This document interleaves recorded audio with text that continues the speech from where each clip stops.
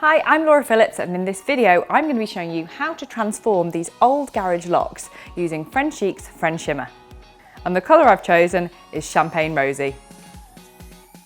Before you start transforming your items, it is important to just give it a good wash down with the concentrated sugar soap, and also do give it a good sanding if you've got any dust or flaky paint remaining on the locks just before you start. Lucky for me, Craig's done all the prep work and painted all the doors days ago, so it's time for me to get Frenchimmering. All I need to do before I start is just mask up around the locks.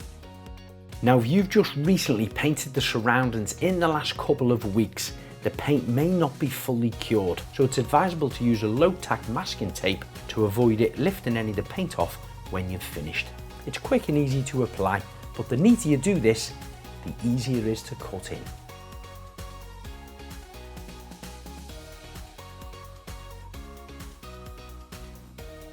Always give your Frenshimmer a little stir before you start using it. Now I'm going to use a small paintbrush to apply it. Now, painting small items like these can be quite tricky. You can see the 4 screws are standing proud. Then of course you've got all the shape of the Aspel staple lock itself. So using your small brush, just kind of stab that in the areas the best you can and then try to smoothen it off. Of course you are going to get some brush stroke marks in the first layer, but don't worry about them at this point. They will flatten out as they dry and of course be covered with additional coats. It's fun and simple to use with stunning effects, highlighting details, edging, handles, mouldings, locks and much more. Now that it's dry, I'm going to give it a second coat. So Laura's using Champagne Rosy, however there are 4 other fantastic colours that you can choose from: Golden Oldie, Rustio Bronze, Teddy Mercury and Pearly Queen. It's water-based with minimum VOC content, suitable for interior and exterior use on a wide range of hard surfaces.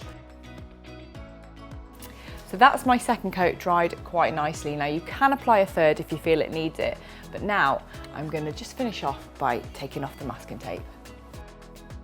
Now get the blade on your knife to trim around the edges. This will help you remove the masking tape.